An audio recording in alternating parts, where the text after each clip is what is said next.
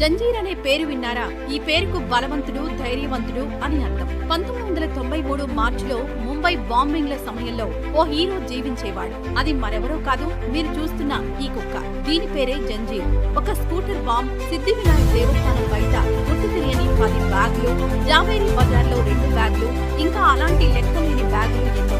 అలా తన జీవితం మొత్తంలో 2329 కేజీల ఎక్స్ప్లోజివ్స్, 249 హ్యాండ్ గ్రెనేడ్స్ మరియు 6406 రౌండ్స్ బుల్లెట్లు నింపిన కార్ట్రిడ్జ్లను గుర్తించి ఎంతో మంది జీవితాలను కాపాడింది. మన దేశం కోసం కష్టపడి సేవ చేసి తర్వాత బోన్ క్యాన్సర్ తో 2000 నవంబర్లో మరణించింది జంజీర్.